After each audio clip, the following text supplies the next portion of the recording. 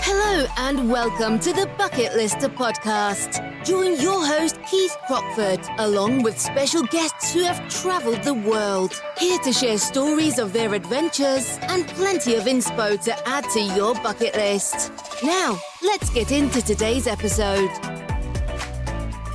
Hello everyone and welcome to this new episode of the Bucket Lister podcast. I am your host Keith Crockford and today I am chatting with Jemima Crythorne. Hello Jemima. Hi, thanks for having me on. Thanks for having you back. It's great to have you back again. And the reason why I wanted to get Jemima on very, very quickly was because she has just returned from leading our K2 base camp trek. And it was one that when I was looking down through all of the over 100 podcasts now, the one we haven't really talked about is our K2 base camp trek. And I thought, right, well, it's fresh in Jemima's mind. Let's get her on and have a conversation about it. Now, obviously, we don't run very many of the K2 base camp treks. You know, it's a very short season to do this trek in, so we only run one of them a year. And Jemima's just come back.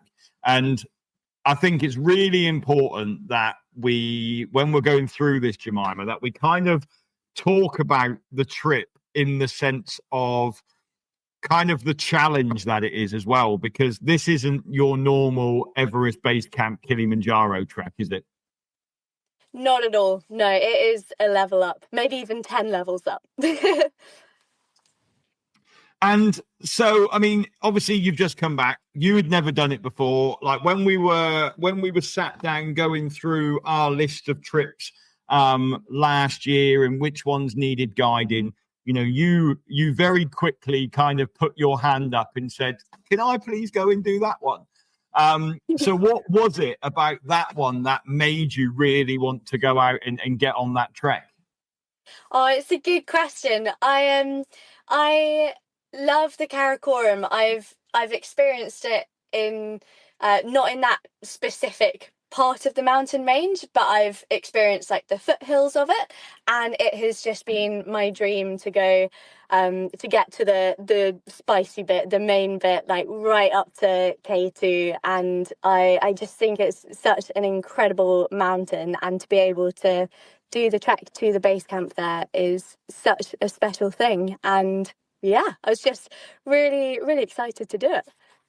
So obviously, you know, Jemima has led for us before. She's done Toubkal, she's done Everest Base Camp. And, you know, I always, when people are inquiring about the K2 Base Camp trek, because, you know, it is like the next step on, isn't it? Like people go and do Kilimanjaro, they go and do Everest Base Camp, and, you know, they might not necessarily want to go higher, but they might want to go harder or more remote in a trek. But it's such a big jump, isn't it, from like Everest Base Camp trek to the K2 trek? Absolutely. It is huge. And I think you can't really prepare yourself for how different it is until you actually just go and try it. And we had a lot of clients on the previous trip who had actually done a Kili before or Everest Base Camp, and it was so interesting because they said in the moment of doing those treks, they thought that was the hardest thing they'd ever done. And then now in hindsight, once like having done the K2 trek, they're like, oh, Everest was a breeze. That was like pure comfort. And yeah, it is. I do believe it is one of the world's toughest treks for lots of different reasons. But definitely if you're looking for the next challenge, I think it's the perfect thing to do after an Everest Base Camp or Kili. Now, I'm interested to hear your perspective on this. And when you say, you know, it's harder, how much of that do you think is because of the remoteness of it and the less touristy it is on, say, an Everest Base Camp? Because let's just get this straight. I mean, the trek is a long trek. but it's not like an Everest base camp trek where you've got tea houses and you choose from a menu and you've got the potential of a warm shower in the evening. Like, this is camping. This is everything is carried with you for the duration. There's goats and chickens walking behind you and you're going to eat them later on the trip. Like, how much do you think the toughness of it is relative to people being out of their comfort zones, more so than, actually the difficulty of the walking itself? Yeah, that is so valid. So I think there are so many factors that add to the toughness, and then you just pile them on top of each other, and like I say, it all adds up. And I think that's kind of why I was so excited about doing it, because this to me it's a real pure adventure, and it is so hardcore, and you go into it knowing that it will be tough and very much type 2 kind of fun. I think one of the big things is the trek is it's 15 days long, so it is a very long trek. So you're out in the wilderness for a long time. You're camping every single day, and I think people can be used to camping, but then when you're camping on a trek like this, it takes on a whole new level.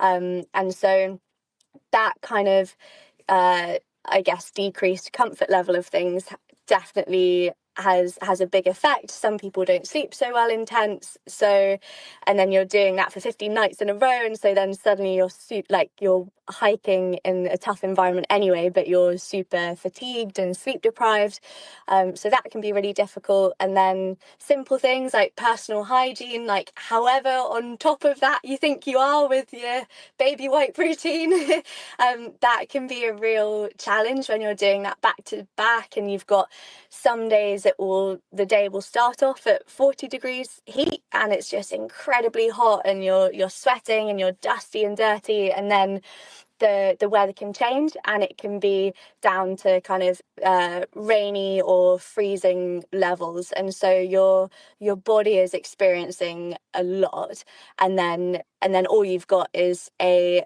tent at night to kind of get warm and dry and comfortable again, whereas the tea houses of Everest Base Camp feel like a 5-star hotel kind of in comparison, when actually, even though some of the showers might be cold showers, like you have access to running water, whereas this is such a far cry from that. But like I say, that's something that I kind of was excited about on this trip, and I actively look for that kind of adventure.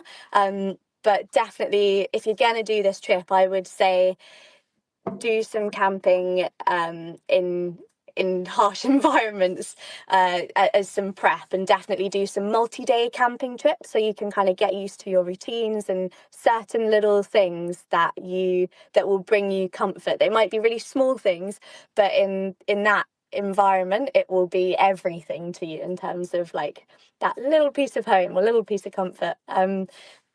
So that's definitely a huge part of it. And then I guess the trekking itself, it is so tough. It is constantly undulating, so it's not just like you're cruising gently all the way up to base camp, and then on the way down you turn around and it's gently down. It is every single day you're just consistently going up steep terrain, and then you'll be going back down and up again and down. And even if you're climbing only 50 meters total elevation that day, the accumulated elevation that you've actually climbed might be 1,500 meters. So that aspect is really hard. And then you add extreme weather on top of that. So whether it's really, really hot or really, really cold, and you're doing these long days, they could be up to 8 hours, 8 hours on average. Some days could be 11 or 12 hours. So, I mean, I don't know about anyone else, but I think it's hard to physically eat the amount of calories that you need to kind of cruise through that happily is a challenge. And we are fed so well. It is incredible. Like, we are fed 5-course banquets in the evening. There is food for everyone. It is the most delicious food I've had in the mountains ever.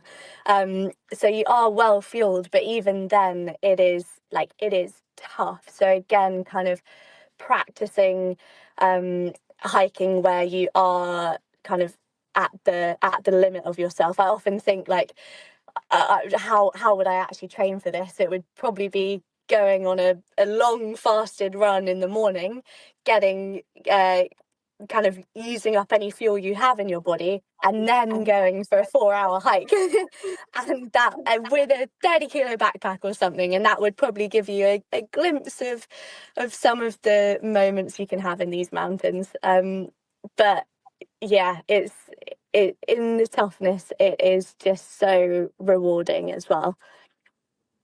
Yeah, I think, the thing with this trip is that, as you've just described it, it's a proper expedition style adventure, isn't it? And, I think the key thing with like a K2 base camp trek is it's like one of those lovely things that not many people have done it. Like if you went into a pub this evening and said, I've done Everest Base Camp, a lot of people will know someone that's either they've been to Everest Base Camp or they will have known someone that's trekked to Everest Base Camp. Thousands of people trek to Everest Base Camp every year, but you don't hear of many people going to K2 Base Camp. And I think that's the lovely thing about it is, you are on this expedition. You are one of the few people that are doing it in that season. And I mean, how busy was it while you were doing it? That is such a good point. And again, it's like one of the massive reasons why I think this trek is so special. So yeah, on Everest Base Camp, you'll be passing groups all the time, and you can see it just in the way that the path is paved. Like it's physically, people have really maintained and looked after that. It's like almost a road compared to K2 Base Camp, where literally the path will change every day depending on what the mountains throw at you in terms of there might be like slight landslides or rockfalls overnight, or the rivers that are running down the glacier might suddenly decide to take a different route down the glacier. So you'll either have a surprise river or a river that was there yesterday and not the next day, and a dry riverbed. So the landscape is constantly changing and the route is always adjusted to that. So you're kind of you're going over all sorts, from kind of like rocky boulders to glacial moraine to like pure ice, and kind of anything you can imagine you'll get on that trip. So yeah, so that's very different. But the amount of people that we would pass, not many at all. So you'd probably leapfrog with maybe one other group, two maybe, but in the space of a kind of a full day, only seeing two other groups is so rare. And it does feel like you are the only people in those mountains. And then at the campsites, sometimes like maybe there was one or two campsites where we actually had it to ourselves, which again is so special because you just feel like you're just such a united group doing this expedition together, and it's like you against the mountains. It's awesome. The busiest camp was probably Concordia, where a few different routes that you can take, that's a kind of common ground for different treks, so that's why there's more people there. But even then, it doesn't feel super crowded or anything. Super special. So just talk us through the trip then. So obviously, long flight to Pakistan, you're going to arrive in Islamabad. Just walk us through the trip as a whole. So you arrive in Islamabad and you have a day to kind of get over your jet lag, and you can have a little wander around there and see the mosque, which is amazing. I think the architecture is incredible. And then there's some very beautiful kind of view spots that you can see the mosque in Islamabad kind of all light up at night. And that's kind of your the last big city home comforts thing that you'll see, really, before hopping on a plane to Skardu the next day. And then Skardu is suddenly such a different thing. It's this kind of town village. I don't really know what you'd call it, but it's this village in the mountains, and very, very basic, and that's your last stop before heading in jeeps on what I love to call a kind of ice road trucker summer edition into deep into the foothills of the mountains that you're going to be trekking in. And that jeep ride is so fun. You get these absolutely brilliant old Toyota Land Cruisers, and the ride is super bumpy. You'll be kind of skirting along a mountain with a sheer drop to your left down to a river, and the drivers are just so good at what they do, and you even though it's all quite bumpy and sketchy, you do feel in such safe hands. And that's about 8 hours long. So you do that, and then you arrive in Ascoli, which is your the first camp, and then the trek starts from there. And that is 15 days in total that you'll be trekking for. And it starts with kind of in one valley, quite, I want to say gradual. At the time, it felt really steep, but then when you actually get into it, you realise that's not steep at all. But it just kind of straight into it with a pretty long, tough day. And then you have the first few days in the valley, and then you get up onto the Baltoro Glacier, and you are on that glacier for the next, I guess it's about 4 days up to base camp and then 4 days back. So the next 8 days you are on the Baltoro Glacier, which is just incredible. Like, with, again, doing the comparison to Everest Base Camp, obviously you've got the Khumbu Glacier to your right, but you're never actually on it until that final moment where you come down to get to the base camp. But doing this whole trek where you're on the glacier and you're looking up to your left and your right, and straight ahead you have the Gasherbrum range, and then you've got all of these crazy huge mountains around you, and you just can't make it up. Every mountain is so perfectly spiky and like beautiful in its own right. It's just some of the most dramatic and gorgeous scenery I've ever seen in my life, and just so dramatic and wild and wonderful. Obviously you had the team of clients with you, but how big was your whole team out there, like including the cooks, the porters? Like what makes up the team? So this is the incredible bit. So in terms of clients, we had 10 clients and myself, and then we had 39 porters, which is more than I have ever worked with in my life. And they were such an incredible team, wonderful guys, and just always so happy. And they were such a good team. They worked together like clockwork. It was awesome. And then you have and then the kind of core main staff of the local guide and the assistant guide, and then you've got the cooks and some other staff there as well. So I think there were 7 of them. So their team, I guess, in total was like 46 people, which they say it takes a village, and it really did. And they all have their roles, and you have one guy who is literally dedicated to carrying eggs up the mountain, and he has a specially crafted egg box which carries 300 eggs. And so he's specially trained to sit down a very certain way, very gently stand up. And I like to think that all the different eggmen of the different groups out there, by the end, they'll compare how many eggs they broke or this or that. But it's incredible. And you have one guy, Zahir, who literally would just sing and sing the entire trek. So the rest of us would be finding it hard to just breathe, and then suddenly you just hear this happy little song echoing over the mountain, and he'd have this like super heavy load on his back, but he would just always be singing, and that was just wonderful. And then they kind of overtake you and set up camp ahead of you, and it's just incredible. You arrive on the scene and they've got everything all ready to go, the tent set up already, and they just such brilliant hard workers. And there'll be some like tea and biscuits ready for you when you come into camp, and then they'll get cooking into the evening, and they'll make bread from scratch every meal. It's just it's incredible.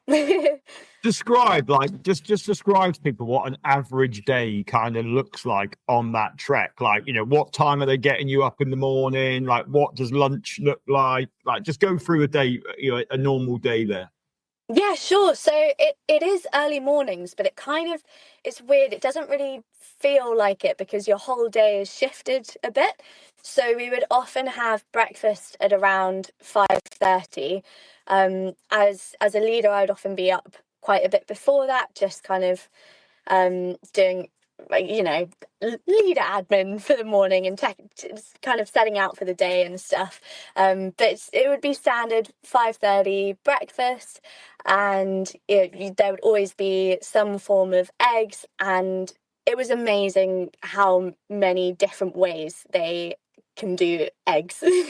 I didn't think eggs came in that many different ways, but they were always so inventive with the breakfast, and it was always so delicious. And you have these fresh bread or pancakes, and all sorts of things to go with it, like peanut butter or Nutella. And if we were ever scared of running out, they would always somehow draw out another peanut butter that magically appeared that someone had been carrying all the way. And so breakfast, then like about half an hour later, you just get ready to go, and then it's trekking for about 4 hours, and then we would stop for lunch, and there'd be a smaller crew of the porters that would go ahead and the cook, and they would kind of pre-plan a place for lunch. And then there would be a kind of noodle soup, a bit more bread, or sometimes pasta, and like tea and biscuits and coffee, and whatever you need. And that would be so fun because it was just like a extreme series of extreme picnics in the mountains. And they would lay out this beautiful blanket, and you all sit on the floor when you have lunch.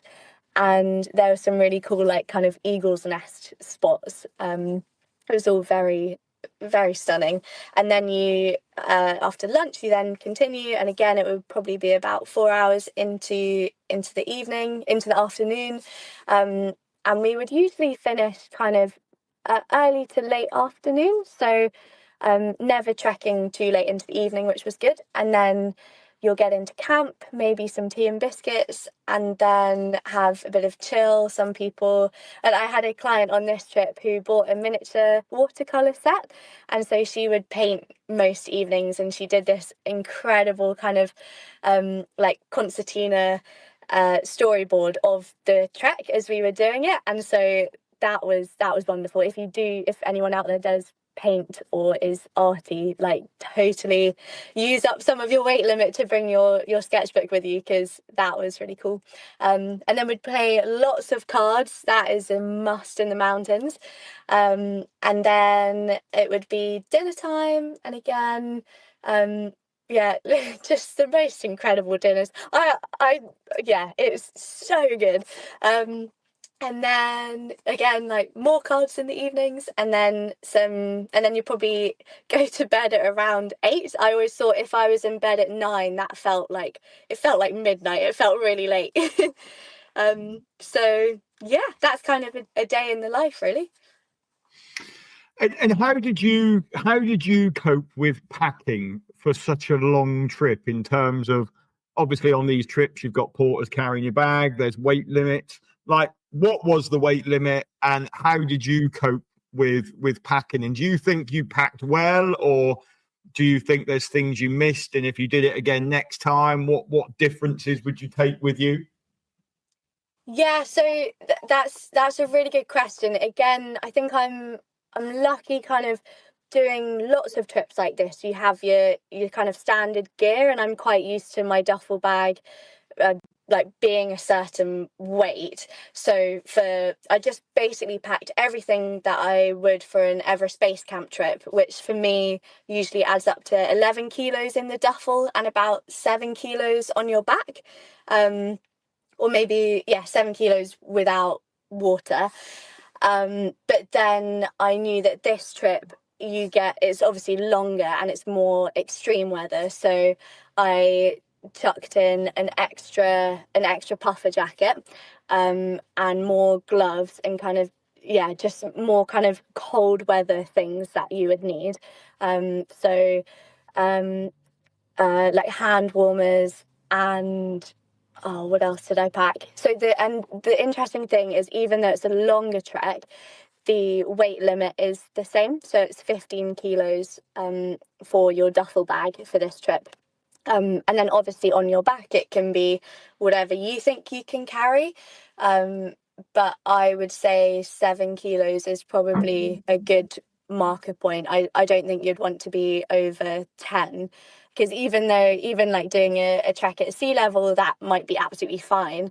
But then when you've got to do that at altitude and for many days in a row, suddenly every kilo is huge. It weighs more in the mountains. So yeah, that would be it. I think what I would have done differently is, I think I didn't expect it to be so baking hot for so many days, so high up into the mountains. I thought as soon as you got to 4,000 meters, it would start to cool down. But we had some incredibly hot weather. So I would have loved to have had maybe a couple more t-shirts and long sleeve ones as well, because the sun is brutal up there. So and especially if you've got to use lots of sun cream, that's really hard at the end of the day. If you've only got 2 baby wipes in your ration pack, you're just kind of sticky and it's not so nice. Whereas if you've just got a long sleeved UV t-shirt, that's such a win. And I think something you can get those kind of sun hoodies as well, which would be quite good.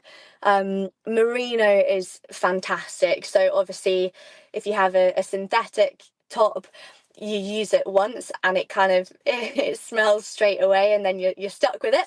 Whereas I was so impressed with my merino layers. I use them for nighttime and then so I have like my nighttime merino pajamas, and then some base layers for the for trekking as well. And those stayed surprisingly fresh for surprisingly long, basically. So that's a big one on my list. And yeah, anything else? It basically just layering is so important, and having the ability to add layers on when it gets really cold and kind of strip down a bit when it's hotter. Because you really do get 4 seasons in one day, every day with this trek, which is, yeah, a good clothing challenge, I'd say. And then if you have any weight left over, um, uh, more hand sanitizer than you think you need, and more baby wipes and loo roll than you think you'll need as well. Like, those are just really useful things that you can't afford to run out of. Yeah, I think you're right. And in terms of like temperature difference, what was the temperature difference like between the day and the evening while you were there? Yeah, so probably the most extreme, phew. So definitely it could be high 30s in the middle of the day, and then you could get really, really cold nights, below freezing. And especially if some kind of rain had come through or a big squall, the temperature would just plummet, and you're sleeping on the glacier as well. So with the tents, you've got the porters carry with them like a thin kind of foam mattress. Well, it's not really a mattress, but it's more just, it's something between you and the glacier, basically. And then you'll have your own airbed as well. And I think it's, yeah, just the thicker the better, basically, with that, to just get you some insulation between the ground. And so worth having a warm sleeping bag. But I was never cold in the night, and I think lots of the clients were actually warm every single night. So, but I think that's because people really took their kit seriously and prepared really well for it. So yeah, it's worth having a really warm sleeping bag. But the key is to have some kind of liner, because when you're lower down, it's so hot in the evenings, in the nighttime, that there's no way you want to be in your winter sleeping bag. So I would sleep just in my thin silk liner. So again, that kind of sleeping it's a range. And then on the coldest night, I think I had full merino layers. I had a like fluffy fleece, a puffer gilet, a hat, warm socks, and I think I had a hand warmer as well in my sleeping bag. But that kept me absolutely toasty, no drama. Yeah, so that's kind of the range that you're looking at. But definitely, yeah, if you're going to spend money on kit, or you can hire these things as well, that's probably the best thing to do. But yeah, good sleeping bag, good sleeping mat, repair kit for your mat if it's a blow up one, and then a good puffer jacket as well, and gloves, lots of gloves as well, because they might especially when they get wet, if you can get a few pairs of waterproof gloves is so important, because that will be the first thing that goes, is your hands will be really cold, and then it's hard to warm the rest of your body up. Good waterproofs as well, like solid Gore-Tex. Again, I think this trip, it can be kind of made or broken with the kit that you come prepared with, especially like boots as well. I could go on forever about kit, but yeah. What style boots do you think are like a perfect for this trip? They say that this trip is the ultimate boot tester, and you do see that, like, some people had fairly new boots, and everyone's boots took a beating, I would say. I love my boots. I've got Scarpa kind of leather, um, like B2s, and I think that's ideal, really. Just something that you're happy to be in for days and days on end. And I always think the tell with when a boot is right for you is if you've done a full day of hard hiking and you haven't even thought about your feet, then you know that is the boot for you. Whereas if it gets kind of midway through the day or to the end and you're thinking like, oh, my feet are tired, or they're rubbing or hurting, then something's wrong. And often these things are fixable with a different insole or with blister plasters, or you might need to break it in more. But I think basically something with a really hardy sole. I think there's new technology with boots now where the way they fit the sole to the rest of the boot is more integrated, because that we saw, I mean, I've seen that as well, where the soles kind of literally fall away from the rest of the boot, and you've got an open boot where rocks can come in, and that's really I've had to difficult. duct tape clients' boots up before where the sole's Absolutely. falling off the bottom. Yeah, and on that note, I would say it's definitely a good idea to actually pack some quite hard wearing trainers in your duffel as well. One for as a backup, if your boots do kick the bucket, then at least you've got something else to wear if duct tape isn't fixing it. And then also, if you need to do anything like river crossings and you don't want to get your boots wet, then that's good footwear to have. And just walking around camp, I think it's definitely one to take a spare shoe with you, basically. To almost have an approach shoe and a walking boot as well. Yeah, for sure. And how was that first shower then? Oh my goodness, I have never experienced anything like it. It was good. It was very good. I had like 5 showers in a row. It was so good. And I've done like big expeditions before, but this one hit different. So obviously then, back, I mean, obviously there is, you're flying in the mountains. There is always that risk that planes don't fly. Like, it's important to have a couple of days grace to make sure that you can, that the weather doesn't interfere with your itinerary. So that's always something that's important and included on our trip as well.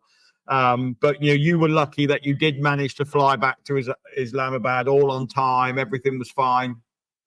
Yeah, absolutely. And I think it's something not to worry about. Like you say, we have it inbuilt to the trip that it's absolutely a possibility that the weather can stop the plane from flying. And it's very similar to the Everest Base Camp trek in terms of that Lukla flight.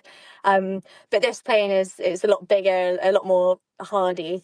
But yeah, just planes in the mountains, you always run that risk of the weather not being in your favour. But I think of any trip in the world, this is one where you need to have that kind of adaptable, flexible mindset, especially with the whole itinerary of the trip, to be honest. Like, that whole trek, you'll get your itinerary through, but I always say just take it as a guideline, take it with a massive pinch of salt, because everything is changing all of the time.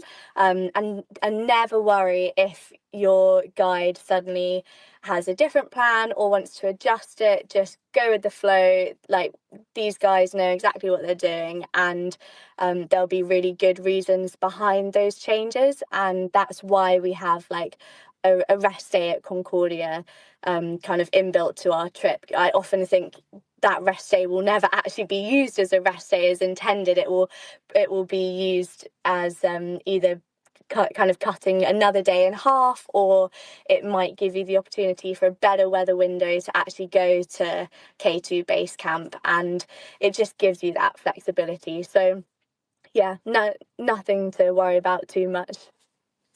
Yeah, brilliant. Obviously, we've spoken about, who this trip would suit. And if someone's sat here now thinking, I quite fancy that, like, what advice do you have for those people? So I would say, well, depending on what you've done already, I would say definitely you want to have trekked at high altitude before. So I would highly recommend doing something like a Kilimanjaro to prep for this trip. Or if you have the funds for it, then definitely something in Nepal like Everest Base Camp or Gokyo Lakes, Annapurna. Something like that would really set you up well. And I think the main thing that is important for this trip is, obviously, altitude is massive. And if you already know kind of how you've responded to altitude in the past, you can come into this trip a lot more confident with like, oh, I know how my body responds, so I know what to expect. Or like, if you're someone who actually needs to rely on Diamox, and you know to take that before, I think that is probably the main 2 treks that I would recommend before, especially that kind of final summit day of Kili. I think once you've tackled that puts you in good stead to kind of maybe do that day again and again kind of on this trip. And yeah, definitely the clients who had done those trips before, on the trip I just did, they said that was good prep for this. So yeah. And obviously, it's having that, it's understanding that it is different as well, though, isn't it? It's the next step up. It's not just a harder trek. It is a completely different experience. And you've got to be willing to have that time with none of your creature comforts around you. Exactly. That's so true. So yeah, maybe I'd add on to that, like kind of going out and camping in hard conditions, like almost go and find the hard conditions or the bad weather, and that will prep you well for this, and kind of doing like mini hardcore adventures, and yeah, that will put you in good stead for something like this. Well, brilliant. Jemima, thank you ever so much for coming on and sharing your tales of the K2 base camp trip. But before we go, what was your number one highlight from the trip? Oh my goodness, I can't even decide. It was all a highlight. I mean, this is a classic, but it probably has to be the moment when you finally see K2 coming around the corner, into Concordia, into the Concordia camp, and that is pretty spectacular because with the weather, it can, like, the crowds can come in and completely hide K2, so it's kind of touch and go whether you'll actually see it in that moment, and then when it just kind of reveals itself. And it is quite something, that mountain. You see the entire thing, and that was so special because that's something you dream about as a kid. So that was probably a highlight for me. Amazing. Well, if K2 Base Camp Trek is on your bucket list, or if listening to Jemima's enthusiasm it has made the trip onto your bucket list, then I will put a link in the show notes to the trip on our website, so you can go and have a look for the trip itself. But I think, if you are one that, loves true adventure, and you want to go off that beaten track and do one of the most amazing multi-day treks in the world, then I think you really do need to do a bit more investigating and check out the K2 Base Camp Trek, because as Jemima has said, and as I feel, I think you're going to love it if that's what floats your boat and ticks your boxes. That's it from me this week. For the Bucket Lister podcast. I will be back with another episode next week, but hopefully you found this episode informative, and you've enjoyed it. But I'll be back next week. But thanks again, Jemima. And until then, goodbye. Thanks for listening to this episode of the Bucket Lister podcast. Be sure to click follow to be alerted for next week's episode. For more travel inspiration, check us out at www.thebucketlistcompany.co.uk or follow us on socials. See you next time.